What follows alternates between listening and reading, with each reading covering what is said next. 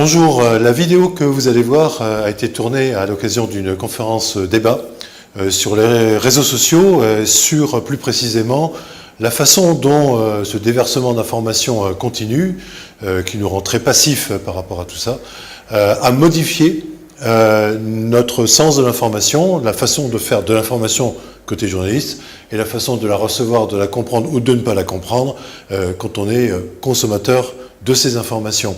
Une idée force en toute fin de conférence, c'est la nécessité de l'éducation aux médias pour prendre du recul, pour avoir cet esprit critique qui permet justement de ne pas être trop tributaire et victime quelque part de ces informations dont on ne sait pas souvent d'où elles viennent ni à quoi elles correspondent. Donc je vous laisse découvrir les extraits de cette conférence débat. C'est tout l'aspect aussi d'imagination, d'imaginaire, des images qu'on se crée soi-même et qui ne sont pas forcément imposées par ce que peut être la télévision par exemple. Nous, ça nous remet un peu en question sur le cœur de notre média quand on nous dit de toute façon sans l'image vous n'êtes plus rien. Qu'est-ce qu'il faut aussi retenir, c'est qu'en fait, qu'est-ce qui a changé? Ce qui a changé, c'est qu'en fait, il faut rendre tout ça pratique. Il faut que ce soit vu sur un téléphone, sur un GSM, portable, donc il faut que ce soit pratique. Et tout ce que l'on fait, c'est autrefois, au 19e siècle, quand on écrivait, de belles phrases, des choses comme ça, au 20e aussi, mais maintenant au 21e siècle, il faut que ce soit pratique. Il faut qu'on arrive à trouver des phrases courtes qui illustrent, qui complètent l'information qu'on voit, qui ne la répètent pas, c'est pareil, c'est le principe. Et surtout que ce soit attrayant, c'est-à-dire que la personne ne zappe pas au bout de 3 secondes. Okay. Il faut que ça continue. Le travail c'est ça. Je crois, Mathilde, que tu voulais aussi ajouter quelque chose justement par rapport à la précision que je donnais en introduction, à savoir que toi tu es sur Mediapart, donc qui existe exclusivement sur Internet. Et quand on a discuté, tu me disais aussi qu'il y avait une question un peu de rebond qui pouvait se faire du site vers les médias sociaux. Ouais, alors donc nous on est un journal en ligne, uniquement en ligne payant. Donc c'est à la fois très bien parce que c'est notre source de revenus et ça marche. Le gros souci c'est qu'il faut payer pour voir. Et donc du coup on peut voir des petits bouts. Donc en fait les réseaux sociaux pour nous sont majeurs. Sans les réseaux sociaux, je pense que Mediapart n'existerait pas. C'est pas pour rien que ça s'est créé il y a 10 ans, à l'époque où ça commençait à être très fort. Donc ça marche. Tu disais oui, maintenant c'est même complètement intégré dans la formation des journalistes. Alors je ne sais pas s'il y en a dans la salle qui se destinent à ce métier de journaliste, mais est-ce que tu peux justement nous en dire 2 mots avec ce community manager en fait et ces nouvelles pratiques aussi en termes de formation? Oui, tout à fait. Parce que hier, Alexandra m'a dit, est-ce que toi, ça a changé ta pratique journalistique?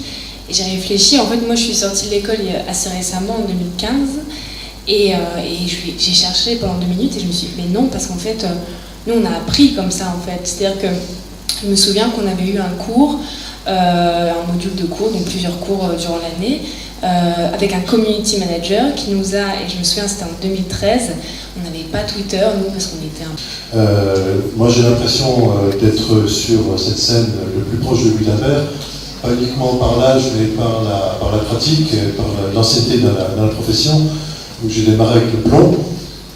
Donc je représente aujourd'hui un groupe de presse qui est venu, qui avait un site internet assez tôt, qui l'a coupé et qui est en train de revenir à l'information digitale et qui est en train d'y revenir après avoir pris pied dans les réseaux sociaux depuis au moins 3 ans.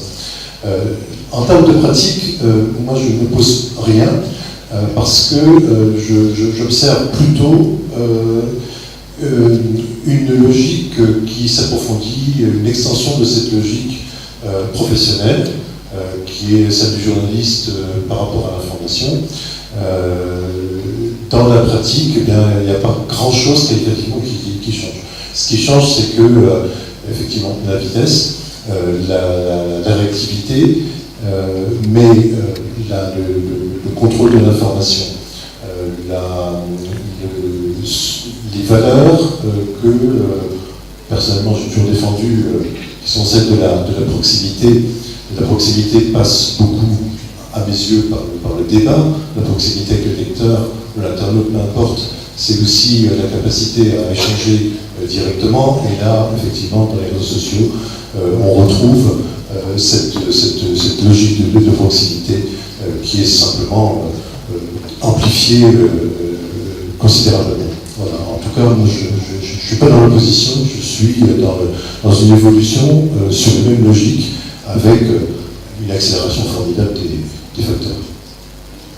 Des podcasts, il y a vraiment quelque chose qui se développe de ce côté-là au niveau de la radio, qui a été justement un peu préempté, monopolisé pendant un moment parce qu'il y avait une avance même technique sur ça par Radio France. C'est vrai que si on regarde les chiffres, les premiers podcasts les plus téléchargés venaient de Radio France, donc c'était des émissions qui existaient dans le flux de la radio sur France Culture est bien placé d'ailleurs, France Inter aussi des chaînes privées bien sûr. Aujourd'hui ça évolue parce qu'on n'en est pas du tout au même stade que les États-Unis par exemple, où il y a vraiment énormément d'autres producteurs qui lancent leur podcast et qui ont vraiment arrivé à atteindre des publics de plus en plus larges et avec des choses très très originales. On n'en est pas là encore en France, mais c'est vrai qu'il y a quelque chose qui se fait là, qui échappe au flux de l'information et des médias tels qu'ils pouvaient être sur l'antenne et qui ouvre vraiment des nouvelles perspectives. Et parler un petit peu de notre rapport à l'information, à la qualité des sources, etc. Donc on parle souvent de bulle informationnelle, du fait que justement on suit davantage les informations relayées par des amis sur Facebook peut-être que d'autres sources. Est-ce que vous pensez justement que les réseaux sociaux ont un fort impact sur ces bulles informationnelles? Que ces amis, on est forcément pris dans une bulle. Et il y a des gens, par exemple, qui n'ont pas vu l'arrivée de l'élection de Trump. Parce que les amis qu'ils avaient sur Facebook ou sur Twitter n'étaient pas forcément les amis de Trump. Donc forcément, ces gens-là sont très très surpris de voir arriver le président actuel, le président américain. C'est vrai. C'est pour ça que là, je pense que le monde de l'éducation a un rôle à jouer. C'est-à-dire qu'il faut apprendre à utiliser les réseaux sociaux, ça c'est sûr, et apprendre à utiliser et à s'informer sur les réseaux. Oui, alors on va reparler de toutes les manières possibles de dire et de redire aux jeunes, aux élèves qu'on rencontre cette semaine et avec lesquels beaucoup d'entre vous travaillent quotidiennement, qu'il faut s'éduquer aux médias, aux réseaux sociaux, à l'information et aux différentes sources d'information. Je pense que c'est ce que je voulais dire aussi pour avoir un pas de côté aussi. Je pense qu'il faut éduquer aussi les réseaux sociaux à leur importance et le rôle considérable qu'ils ont pris dans la diffusion de l'info et dont on a parlé.